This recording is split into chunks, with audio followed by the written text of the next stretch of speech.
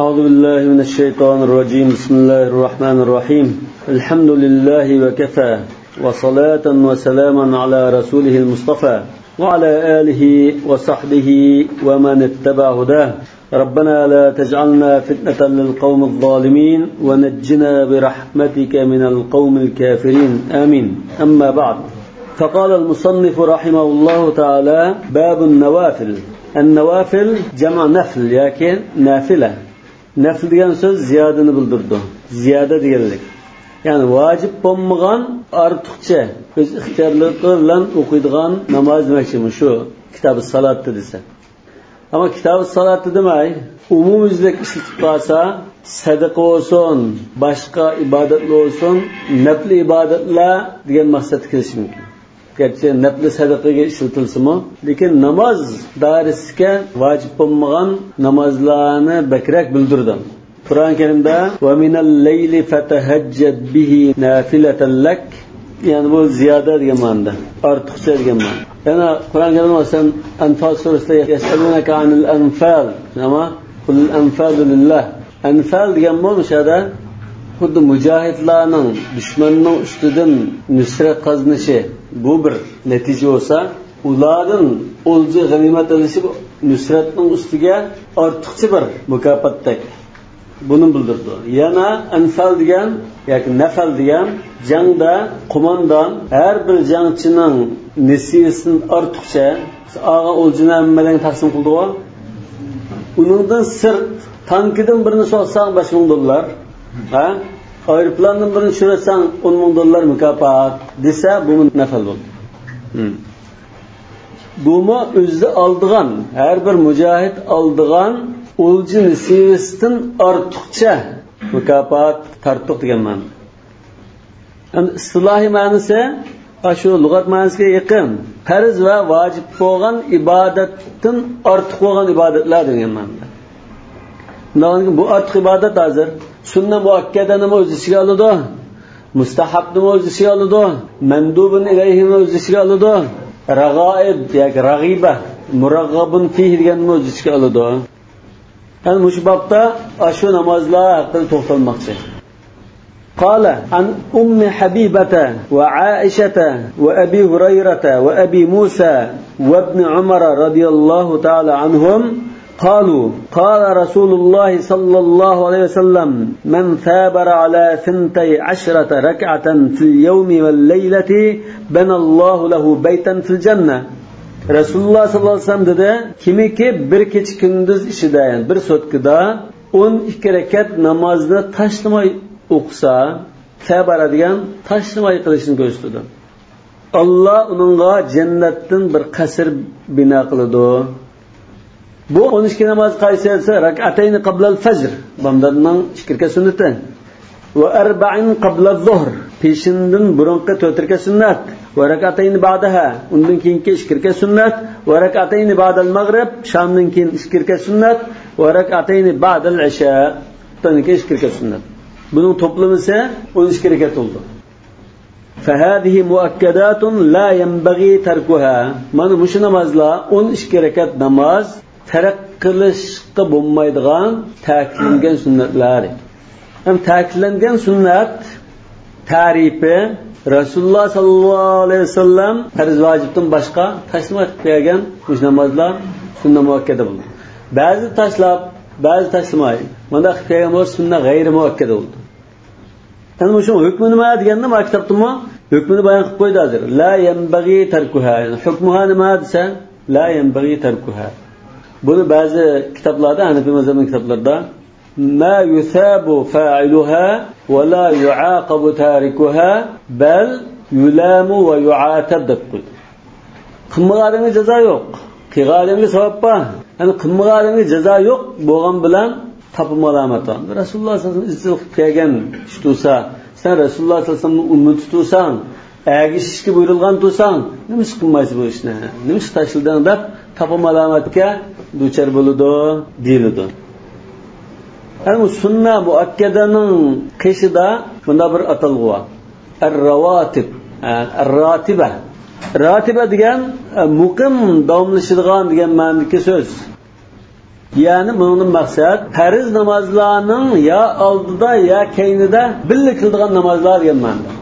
Bu sunna muakkada hozir farzning oldida keynida o'qiladigan ashun sunnani ravotib deb ataydi. Bu sunnani ravotib 12 rakat sunna muakkada hukmi shu. ما يثاب فاعلها ولا يعاقب تاركها بل يلام ويعاتب. Bazı ulamalar iken izchil qilmagan kishining guvohlik qabul qilmaydi deganlar bor. Bazı ulamalar hammasi emas. Rasulullohning shafaatiga erishmagan kunga qo'ygan qonunlar. Onda lekin sayyid iskanmagan. Endi ojiz rivoyatlar bor. Unda kim hozir 12 rakatni sanadi. Ham mush 12 rakatning o'qisa erishadigan foyda nima? Ma yusabu fa'iluha dedigo. O'sha savob hozir nimadan iborat desa, mush hadisda birisini bayon qilib qo'ydi. Banallohu lahu baytan fil janna. Ana ikkinchi foydani yana bir hadis bayon qilgan.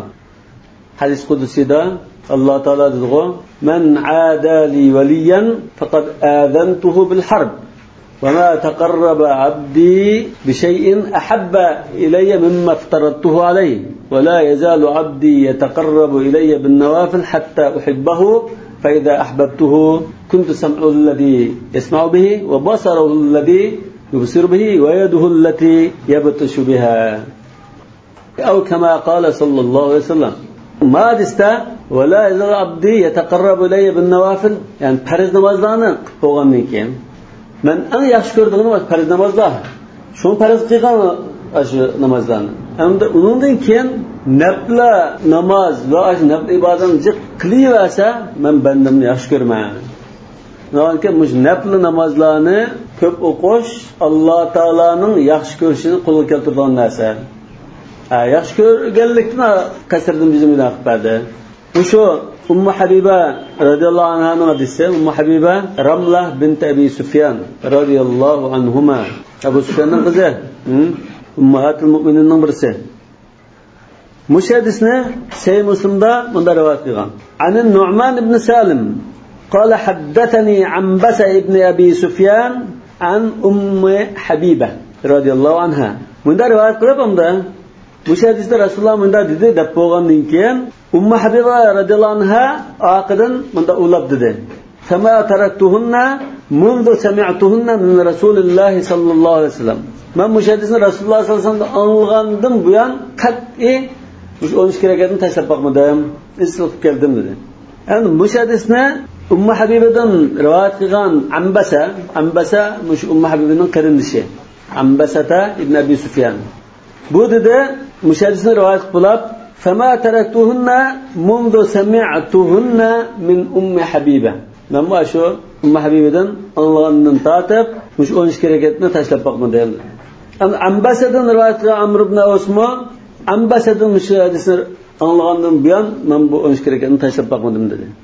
Amr ibn Osdan rivoyat qilgan Nu'man ibn Salim, bu men mush hadisni Amr ibn Osdan anlagandan buyon tashlab qo'ymadim dedi. Bu mamda bir xil ta'kidlanganligini sahobalardan va tabiinlardan bo'lgan salaf solih izlib kelgan degan mazmun chiqdi. Endi bu masalaga chetishliq bir masala Ibn Umar radhiyallohu anhudan 10 rakatni degandek mazmunda hadis kelgan. Yani sunna muakkada nechirkat 13 rakat dedikmi? Ibn Umardan 10 rakat degandek mazmun kelgachga Hanbali mazhabdagilar yo'q bu ravotib yoki sunna muakkada 10 rakatda deb turadi. Ibn Umar radhiyallohu anhu bunda degan: "Sallaytu ma'an nabiy sallallohu alayhi vasallam sajdatayn qabla az-zuhri." Sajdatayn rakatayn demakchi, qabla az-zuhr.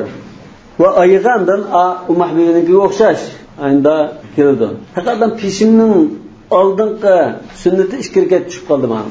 Lan 12 rakat 10 rakat qoldimi? Ummu Habiba bilan Aisha va shu boshqa bir necha sahobaning rivoyatida 40 qabla az-zuhr deb kelgan. Lekin bu 12 rakat oldu. Yani bir mazhab Ummu Habiba va musho sahobadan kelgan musho rivoyatni oldi. 4 rakatda edi. Jumhur ulamolar shunda qaragan.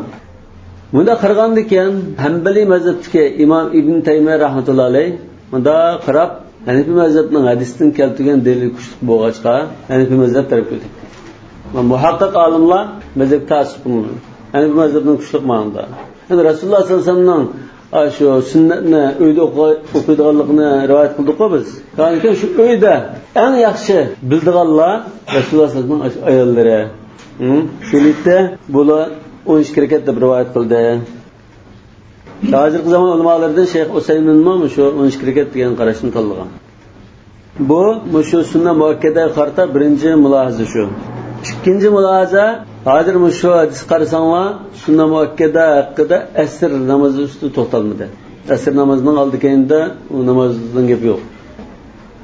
Sayyindimi asr to'g'riliq sunna muakkada namoz kelmagan.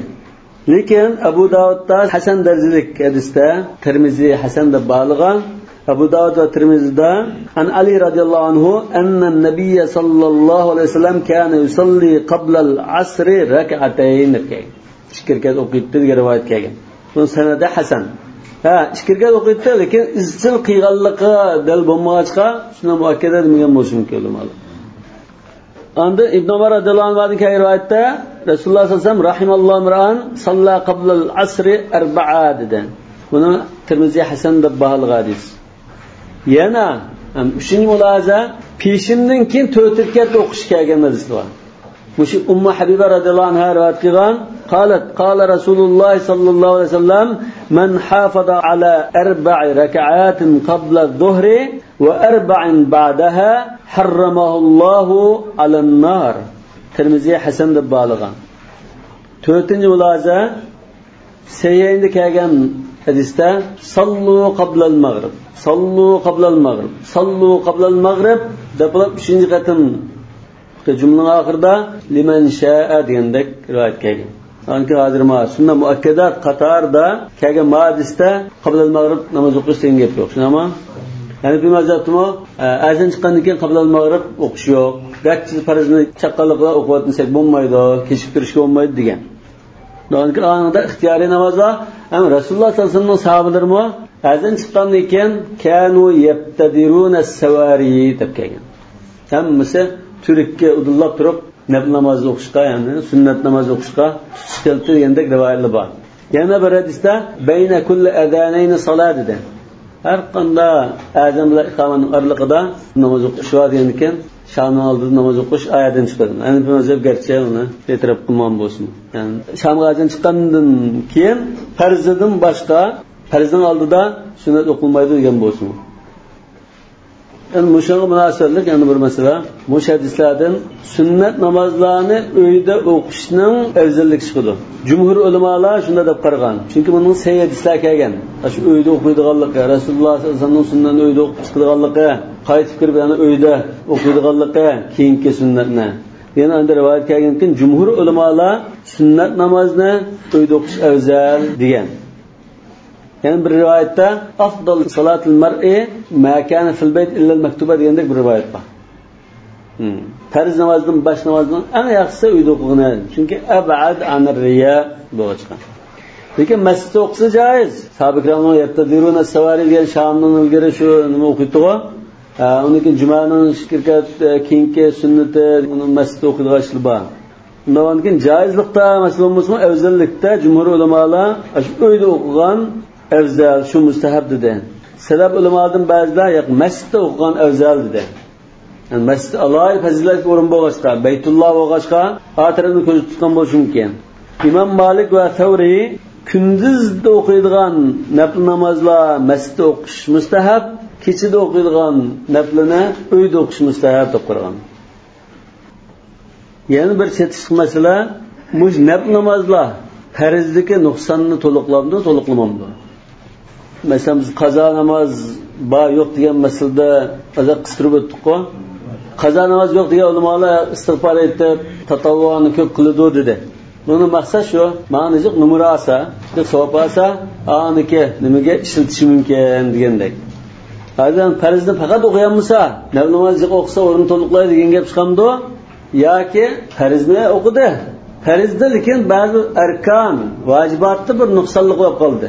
Joyida qilinmaganlik, ta'dil arkan bo'lmay qoldi masalan, qiroat joyida bo'lmay qoldi. Shunda bir nuqson bo'lib qolsa, ya sajda qilish kerak bo'lsa, sajda qilmay qoldi masalan. Unda bo'lib qolsa bu nafl uni to'liqlaydi degan gapmi?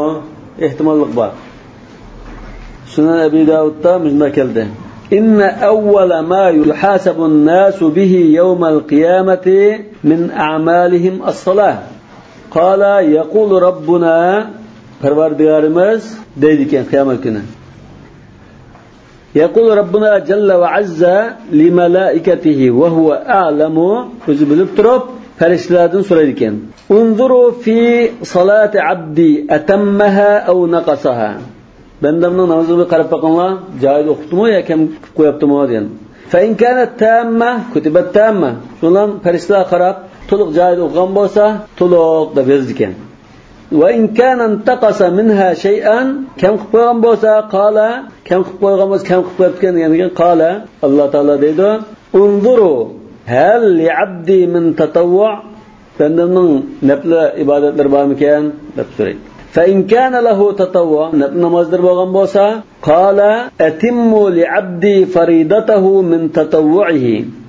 Bandamning farz namozini nafl namozidan to'liqlatinglar, kam ko'rsadan to'liqlatinglar degan. Summa tu'khadhu al-af'alu ala zakum, yoki al-a'malu ala zakum. Boshqa ibodatlarmi shu bo'yicha unda bir taraf qilindi dedi. Imom Ahmad, Abu Dawud va Tirmizi va Nasa'iy rivoyat qilgan hadis. Bu ma'noda sayyi yoki aql bo'lsa hasan. Yani farz namozda kamlik, yani farz namozni o'qiganmagan kamlik bo'lsin yoki bir ehtimolda farz namozni o'qidi, lekin joji bilan ta'dil arkan bilan vojiblarni joyida ado qilib o'qiganmagan bo'lsa, kam yerini shu naflida to'liqlaydi deydi. Demak bu nafl namozlarning yo'li qo'yilishiga hikmat nima desa, ulamlar takmilul faroid dedi. Bu bir. Ikkinchi hikmat, nafl namozlarni oldida va keyinda shuni o'qish orqali farz namozga bir xil tayyorlik qilib, tan tarbiyachili badanni qizitgandek tan tarbiyaga shunda tayyorlik qilish iborat. Asl maqsad farzni joyida mukammal o'qish. Farzga mukammal joyida o'qishga biz bir tayyorlik ko'rib, andin rasmiy tayyor bo'lgan vaqtimizda andin qachchida farzni o'qib olsak, eng yaxshi shaklda ado qilgan bo'lamiz demakchi. Demak, qalbidan dunyoning ishlari hammasi bir xil uzilib, diqqati yig'ilib turgan chaqda farzni o'qib qoldigan. Shunga kechining namozini o'qigan chaqda dastlabda 2 rakat yengil namoz bilan boshlash mustahab deb qaragan ulamolar. 2 rakat yengil boshlagan chaqda bir tayyorlik ko'rishdan iboratdir. Hadisda shunda bir mazmun kelgan Sahih Muslimda, kana istaftihu bi rak'atayn khafifatayn degandek mazmunda Sahih Muslimda hadis kelgan. قال المصنف رحمه الله وقد قال صلى الله عليه وسلم في ركعتي الفجر صلوهما ولو أدركتكم الخيل. Bu ma'noda bomdod namozining 2 rakat sunnatining sunnat muakkada ekanligini qayta ta'kidlamoqchi edim. Bomdodning 2 rakat sunnatini dushmanning otliq qo'shini oqilni quvlayotgan holatda o'simi o'qinglar degan mazmun. Bu hadisni ojiz dedi. Abu Dawud Sunanda rivoyat qilgan lafzida la tad'uhuma walau taradatkumul khayl deb kelgan. Lekin sunnat muakkada ekanligi shu ilgirki sayyidi yetarlik.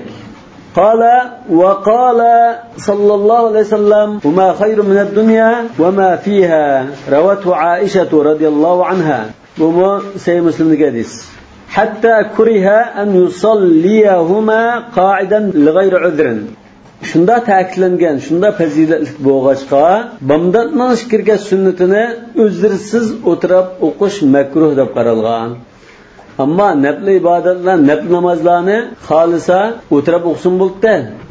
Hozir o'tirib o'qsin bo'ldi. Lekin bomdodning sunnati alohida ta'kidlangan bo'lg'achqa, alohida fazilatli bo'lg'achqa, ma namozni o'tirib o'qsan bo'lmaydi deb istisno qilayotgandek ahvol bor. Kuriha yani ulamalardan makruh deganlar bor demak. Va qala sallallohu alayhi vasallam man taraka arba'an qabla az-zuhri lam tanalhu shafaati. Peshimdan ilgirki, hozir ma peshimdan o'zga ketdi bu. Bayatdan bundan ishkirga sunnatining ta'kidlanganligini bayon qilayotgan. Unda hozir peshimning 4 rakat sunnati haqida shu ojiz hadisni keltirdi. Lekin ta'kidlanganligiga sayyid yetarlik. Qala ويستحب أن يصلي بعد الظهر 4. Peşimden keyin 4 rakat o'qish mustahab. Endi 2 rakat sunna muakkada. Bunun qatib endi 2 rakat o'qish demakchi. Ayrım o'qanda 2 rakatdan Abilla o'qsin bo'ldi, ayrim o'qsin bo'lishi mumkin. Yani 2 rakat bilan kifoyalanib qolmay 4 rakat o'qish mustahab demakchi. 2 rakat sunnat, sunna muakkada, 2 rakat mustahab. قالت أم حبيبة رضي الله عنها سمعت رسول الله صلى الله عليه وسلم يقول من حافظ على 4 ركعات قبل الظهر و4 بعدها حرمه الله على النار. بالباتن بالأقوال اسمه إسناد سهي دبته. قال وقبل العصر 4 يعني أسردن برمه 4 ركعات أقوش مستحب. السنة غير مؤكدة دينجب شو سيد استا تلغمدوا أسرنا لكن ما هو سنة غير مؤكدة. وعن أبي حنيفة رحمه الله ركعتين. أبو حنيفة رحمة الله عليه يعني بالرواية كاغنة أسر مرن 2 ركعات مستحب oldu deb kelgan. Ma kitapta ve qabla al-asr 4 degan Abu Hanifa'dan kelgan, zahir rivoyat kelgan 4 rakat o'qish. Ve kullu zalika jaa anhu sallallohu alayhi vasallam. Nonka 4 rakat o'qishmi kelgan, 2 rakat o'qishmi kelgan. Mesela 4 rakat o'qish Abu Davud va Tirmizi va Musnad al-Ahmadda rivoyat qilingan bo'lsa, sanadi hasan ekan. 2 rakat o'qish Hazrat Aisha radhiyallohu anhaning Imom Ahmadning Musnadida kelgan, Tirmizi va Hasanda bo'lgan hadis shuni kelibdi. Çünkü İmam Abu Hanife rahmetullahi aleyh zahir rivayet olsun yoki navadir gayri zahir rivayet olsun hadisning sirtiga chiqib qolmoqda. Ama qala va ba'dal mag'ribi 6 shamdan keyin 6 rakat o'qish mustahab. 2 rakat o'qish sunna muakkada, uning qatib 4 rakat o'qish mustahab demakchi. عن أبي هريرة رضي الله عنه قال قال رسول الله صلى الله عليه وسلم من صلى بعد المغرب 6 ركعات لم يتكلم بينهن بسوء ياك بعض كتابda بشيء عدلنا له بعبادة 12 سنة. Şamni o'qib, shamdan keyin 6 rakat o'qib, orliqida hech qanday yomon gap qilmagan kishi yoki gap qilmagan kishi deymiz. Bishayin degan rivoyat olib qolsa, gap qilmagan kishi bo'lib qolsa, udilna lahu mush 6 rakat uningga 12 yilning ibodatiga barobar bo'ldi debdi. Ma'lum bak ashuri tushwan. Albatta ba'zi ibodatlar shunda Laylatul Qadr xayrun min alf shahr masalan. Endi ba, lekin ba'zi hadislarda shuna kichikgina bir ish qilna yo'g'on savobni akilish hadis ulamolarining qarashida bu bir xil yolg'on to'qilmadislikning isboti deb qaraldi. Bu Ibn Majah rivoyat qilgan ekan, sanad daishdan yoki ba'zi ulamolar mavdu deb qaragan. Masalan, Shayx Albani mavdu degan. Shamdan keyin kechlikka xizmatni qoldirganmi yoki ashirga boshdan ayirib oldirgan? Shuna ketib.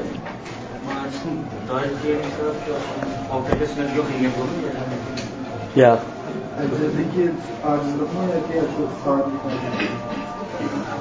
Ya hozir bu ojizlik ya yolg'onlik ikki yerdan chiqdi. Naqdul matn va naqdus sanaddan keldi. Qayma kitobda naqdus sanad bilan mavdu deyapti. Matnni qarasangmi, 6 rakat namoz bilan 12 yil ibodat qilib barobar degandikilar bu yolg'onda firaq birdi. Xuddi masalan, hozir bir sunnatni tutqadan 100 shahidning savobi bor. Shahid degan oddiy gap emas bu. Shundan ekan bu hadis daif jiddan yoki mavdu. Sanad jihatdan shunda, mazmun jihatdanmi, matn jihatdanmi shunda. قال وقد ورد في القيام بعد المغرب فضل كثير. Shamdan keyin namoz o'qishning fazilati baliq haqida ba'zi rivoyatlar kelgan. Waqila hiya nashi'atul layl. Ba'zi qarashlarda shu oyat kelgan inna nashi'atal layli hiya ashaddu wata'an wa aqwamu qila degan. Shu oyatning tafsirida nashi'atul layl degan mushu degan tafsirlarni kelgan deydi. Yani nashi'atul layl ya'ni qiyamul layl degan ma'noda. Nasha'a degandan kelgan bu. Yoki kechida shunda yengilashlardan boshlaydigan ibodat degan ma'no. Nasha'a degan bir boshlashni ko'rsatadi. Va tusamma salatul awwabin. Awwabin namozi deb ataladi deydi. Aslida bu awwabin namozi kelgani salatul duha, shashga namozi. Salatul awwabin hina tarmudul fisal deb kelgan Sahih Muslim hadisda. Fisal butlaq. Butlaq chashga vaqtida soat 8-9larda Hijaz diyarining shu qumliqlarga optab rasa qiziydi-ku. Qizdigan chaqda qumga dassa kuydigan chaq. shu chaqda o'qilgan namoz salatul avvabin, ya'ni chashgoh namozi degan sayyidisi kelgan shu. Avvabin degan, avvab degan davomli Alloh taolo qaytib turgan, toat bilan qaytilgan, tavba bilan qaytilgan, endi qaytqoq degan ma'noda. Bu Shamdan keyin o'qilgan namozlar haqida fazilatli bayon qilgan rivoyat kelgan dedi-ku. Fazilatni bayon qilgan hadisni biz mavdu dedik, yoki beklam ajiz dedik. Lekin boshqa unda ajiz emas rivoyatlar bor. Masalan, Nasai Hasan darajalik sanad bilan rivoyat qilgan hadisda Huzayfa radhiyallohu anhu ataytu an-nabiy sallallohu alayhi vasallam fa sallaytu ma'ahu al-maghriba fa salla ila al-isha. Shamni billah o'qir Rasululloh sallallohu alayhi vasallam. Bundan xuddi Shamdan keyin naflini shunda jiq o'qidi degan mazmun zohir chiqib turdi. Xutbanga qadar namoz o'qidi. Endi mushahid islam ayni ojiz bo'lsa-mu, lekin shunda nojiq rivoyat kelgan. Ojiz bo'lib, bak ko'p bo'lg'achqa, buning to'plamini yig'sa, sal jallandi deb bu tarafdan ham ulamolar amal qilgan bunga. Buningga qatlab sahoba ikramlarning ish izlari bor. Buning bilan taxmin jallandi. Mustahafga o'tirib chiqdi. Masalan, Abdullah ibn Mas'ud radhiyallohu anhu, Ibn Umar, Anas, Salman al-Farisi qatorliq sahoba ikramlardan Shamdan keyin ashuna namoz o'qiganligi rivoyat qilingan. Tabi'iylardan Al-Aswad ibn Yazid, Ibn Abi Mulayka, Sa'id ibn Jubayr, Muhammad ibn Munkadir, Ali ibn al-Husayn, Shurayh al-Qadi va undan boshqalar, ya'ni imomlardan Sufyan Tavri bular Shamdan keyin ashuna namoz o'qigan. İmam Zeynul Abidin mo shunda o'qigan. Zeynul Abidin Shamda xuftan orliq namoz o'qib, "Ya nashiatul layl" debdi. Yani şu nashiatul layl degan xuddamda kishining dastlabdan nafl o'qishni boshlash bo'lgandek. Bunda bir mazmun. Bu salatul avvabin deganni lekin Ibn Mubarak Zuhd degan kitobda rivoyat qilgan qarashmish. Tusamma salatul avvabin. Lekin sayyidisda chashgoh namozi salatul avvabin deb atalgan. Davom ekan vaqt kelgan hadislar ojiz bo'lsa-mu, sahoba ikramlarning ishlari bilan bu istab deyishki bo'ldi ham, mush ojiz hadislarning yo'llarini aytib ko'p bo'lg'achqa, ojiz hadislar shunda saada amal qilmas deydi ulamolar. Qala va qabla al-isha'i arba'a, ya'ni xutbaning farzlariga 4 rakat o'qishmi mustahab bo'ladi va qila rak'atayn, 2 rakatmi deyildi deydi. Xutbadan ilgari namoz o'qish mustahab, namoz o'qish mustahab. Lekin 4 rakat deb bekitish Hanafi mazhabining zohir rivoyati yo'q. Maktabda 4 rakat deb bekitima, 4 rakat deb bekitilish yo'q. İmam Muhammad ibn Hasan zohir rivoyati kelgan kitobi salatda la tatawwu'a qabla al-isha wa in fa'ala la ba'sa. Ya'ni mancha rakat deb tatawwu o'qish yo'q, agar xos ixtiyoriy o'qisa mayli degan. Lekin biz zohir rivoyatni olsak, Hanafi mazhabi vakillik qilgan va shug'a onda 4 rakat deb bekitish yo'q. Tanilgiri. Xos 2 rakat o'qiydi, 6 rakat ixtiyoriy o'qiydi. Yani maktabda 4 rakat degani Abu Hasan al-Karxining tanlashi. Undan keyin bu tanlash hozir zohir rivoyatga xilof bo'lishi nima? Undan keyin Hanafi mazhabda qaysi hisob? Zohir rivoyat. Ya'ni 4 rakat deb bekitilgan bir mustahab namoz yo'q. Ixtiyoriy o'qish mayli. Xutbandan burunqa, xutbanga azon chiqdi, masalan hozir farzni o'qishdan burun, peshin farzni o'qishga 4 rakat o'qitdik-ku, bunga o'xshashda 4 rakat degan gap yo'q. Yani bu namazdan aldı geldiğimiz şu namazın ki azan çıkıp şu namazdan kırp olgan. Şunu, albatta. Yani ravatib degandek. Va qila rak'atayn, 2 rakatmi deyildi. وعن عائشة رضي الله عنها أنه صلى الله عليه وسلم كان يصلي قبل العشاء 4 ثم يصلي بعدها 4 ثم يضطجع. Hazrat Aisha rivoyat qilgan mushadisda Rasululloh sollallohu alayhi vasallam xutdan farzdan burun 4 rakat o'qiydi, undan keyin 4 rakat o'qiydi, undan yotibdi degan rivoyat keldi. Degan bu hamda hadisda bunda kelgan bo'lsa-mu, shu yaqin boshqa mazmunda kelgan. قالت ما صلى رسول الله صلى الله عليه وسلم العشاء قط فدخل علي إلا صلى 4 ركعات أو 6 ركعات dedi. Bu xutdandan keyingi gapga dalil bo'lish, ama ilgirki degan gap yo'q. Bu mu ajizkan taqa. Yani bir rivayette kan yusalli salatul isha fi jama'at thumma yarja fayarka 4 rak'at thumma ya'i ila firashi ma isnadu hasan. Ma va kitobda kelgan rivoyatning xutdandan keyin 4 rakat degan qismga dalil bo'la oladi ekan. yana Sahih Muslimga hadisda "Yusalli bin-nas al-isha va yadkhulu bayti fa yusalli rak'atayn." 2 rakat o'qiydi deganga mana bu yerda dalil chiqqan bo'lsin, lekin shu Ummu Habibaning va Hazrat Aishaning hadislarida bayon qildik-ku, sunnat muakkadani 2 rakat o'qish bor bo'ldi shu hisob. Bu 2 rakat shu. Ya'ni undan boshqa 2 rakat degan gap yo'q buningda. Yana Sahih Buxoriyda hadisda bunda kelgan. عن ابن عباس رضي الله عنهما قال: بت في بيت خالتي ميمونة بنت الحارث زوج النبي صلى الله عليه وسلم، وكان النبي صلى الله عليه وسلم عندها في ليلتها، فصلى النبي صلى الله عليه وسلم العشاء ثم جاء إلى منزله فصلى 4 ركعات ثم نام. Bu Sahih Buxoriga sayyidiz. Yana Sahabe kiramlardan Abdullah ibn Amr ibn al-As, Aisha ibn Abbas radhiyallohu ta'ala anhumlardan xuftandan keyin 4 rakat namoz o'qiganligi sahih sanad bilan kelgan Musannaf ibn Abi Shaybada. Yani bu shu sahabe kiramlardan kelgan mavquf rivoyatlar marfu'ning hukmida deb qarasa bu model bo'laydi. Qala va yusalli qabla al-jum'ati 4 va ba'daha 4. Jumadan ilgari 4 rakat o'qish mustahab. Undan keyin 4 rakat o'qish mustahab. Hakaza ruya an ibn Mas'ud radhiyallohu anhu. Hamda jumaninki oldidagi o'qiydigan namozni 2 ga ayirish mumkin. Birisi mutlaq nafla. Rasululloh sollallohu alayhi vasallamning bir hadisida 1-soatda bag'illi to'gash, 2-soatda bag'illi kala, 3-soatda qo'y, 4-soatda to'qi, 5-soatda tuxum yo'q chiqash dedi-ku. Shu savab balki nimadan inson burun birib ashyo'dek namoz o'qib, namozni saqlab, zikr qilib o'tag'anlikdan bo'lishi mumkin. Nanga mundabla. Xohlagancha qancha o'qisa bo'ldi degan mazmunda. Buning joiz va mustahabligida ixtilof yo'q. Buni kun tiklashdan burun yoki qayrilgandan keyin imom xutbaga chiqqan qadar shu aralıqda ixtiyor o'qisa bo'ldi. Mesela hadiste la yagtasil rajul yawmal jum'ati ve yatatahharu mastata'a min tuhrin ve yaddahinu min duhnihi aw yamassu min tib baytihi thumma yakhruju fala yufarriqu bayna ithnayni thumma yusalli ma kutiba lahu thumma yunsitu idha takallama al-imam illa ghufira lahu ma baynahu ve bayna al-jum'ati al-ukhra. Bu nafl namozlarning foydasi bir haftalik qilmishlarni mag'firat bo'lishgan.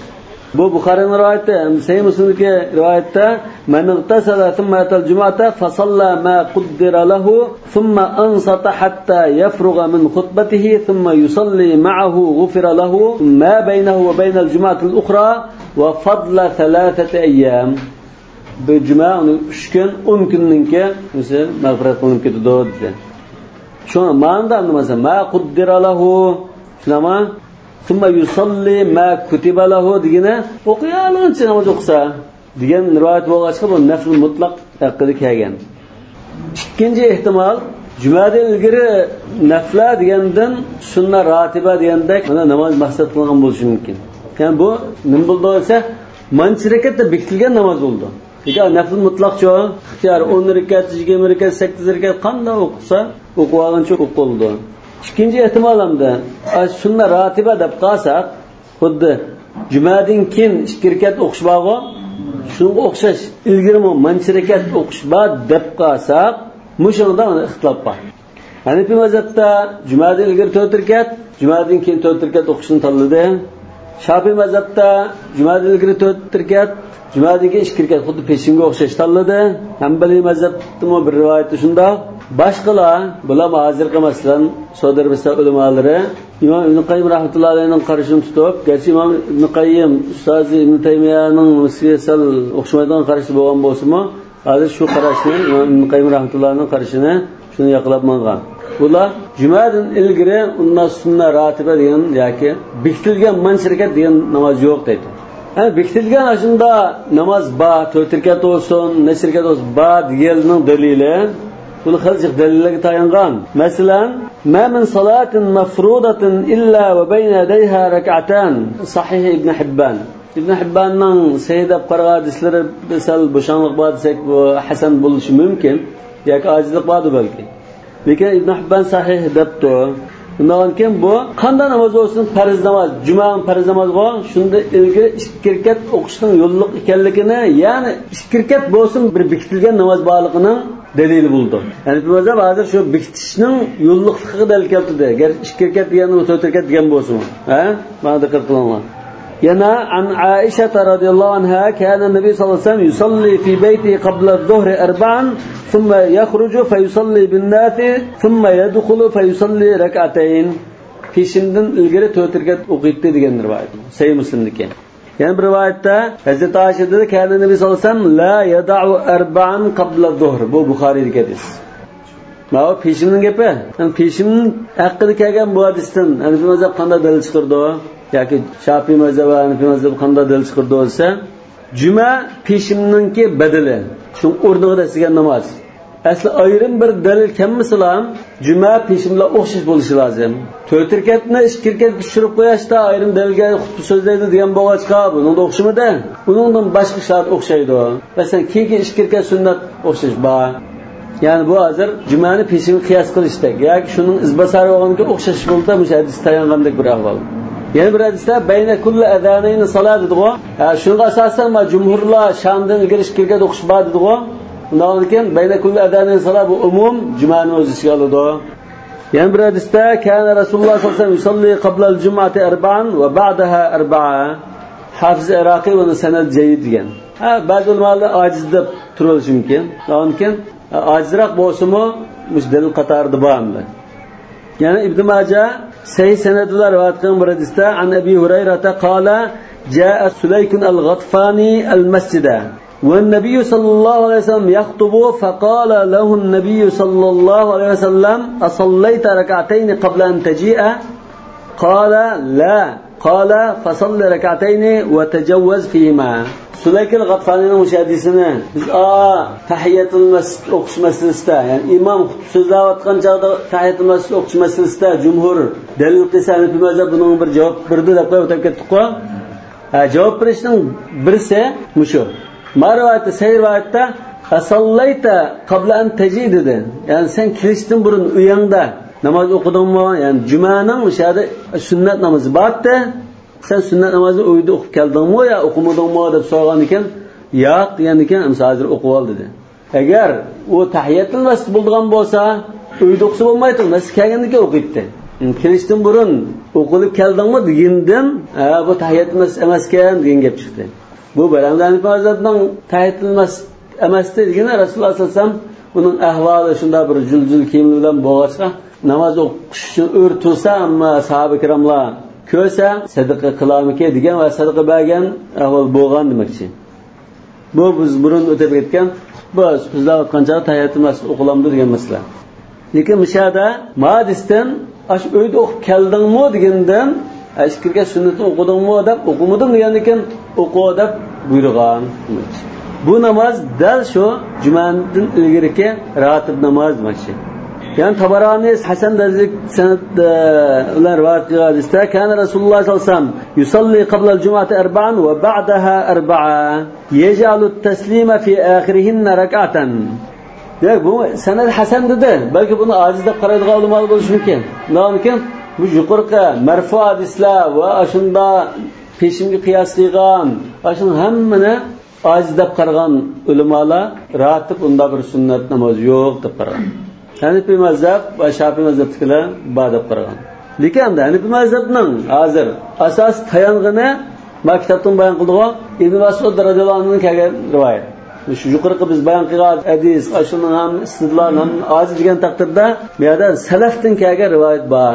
Mana An Ibn Mas'ud radhiyallohu anhu bi sanadin sahih annahu kana yusalli qabla al-jum'ati arba'an va ba'daha arba'a.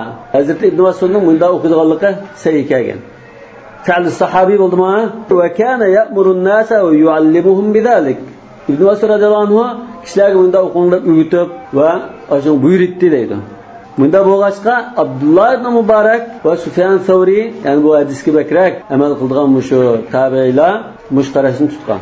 Yani İbrahim an-Nakhai'nin kelgan rivoyatda kanu yusalluna qablaha arba'a deb keldi. Kanu deganmish tabi'iyning so'zi, ya'ni sahoba kiramni ko'rsatdi. Sahoba kiramlar jumada ilgari 4 rakat o'qiydi degan rivoyat keldi. yana Rasululloh sallallohu alayhi vasallamning azvaj mutahharatdan Safiya bint Huyay radhiyallohu anha sallat 4 rak'atin qabla khuruj al-imam lil-jum'ati thumma sallat al-jum'ata ma'a al-imam rak'atayn. Hafiz ibn Hajar sanadi sahih yoki hasan degan. Lekin Ibn Mas'uddan Safiya radhiyallohu anhadan 4 rakat o'qiganligi sahih sanad bilan keldi. Yana taqa Ibn Umar radhiyallohu anhu kana yahjur yawm al-jum'a, ya'ni shu vaqtida ashawataz qizigan chaqda jumaga boribdi. Fayutilu salata qabla an yakhruj al-imam. Imom xutbaga chiqqan qadar uzun namoz o'qib berdi. Bu fa'li sahobadan istidlol shuki, Ibn Mas'ud radhiyallohu anhu o'zi o'qitlan qilmay tabiinlarni, boshqalar jamoatni o'qishga buyurgan va o'rgatgan bo'lgan. Agar odatga nafl bo'lsa, uni o'rgatish alohida buyurish ketmaydi. Mush atar hammasi lahu hukmul marfu. Rasululloh sallallohu alayhi vasallamdan o'rgangan bo'lmasa shuni u sahoba kiramlar o'zi kallasidan chiqarib devolmaydi, qilmaydi degan bo'lgan ekan. Ya'ni bu mazhabning dalili mana nishadin kuchli qoldi. Salafning ishiga agashibdimi, agashmadimi? Agashdi. Salaf solihning ishini tutmadi. Bu tarafda mustahab deyishga bo'ldi endi. Rasululloh sallallohu alayhi vasallam o'qigan rivoyat ham biz sunnat demaymiz.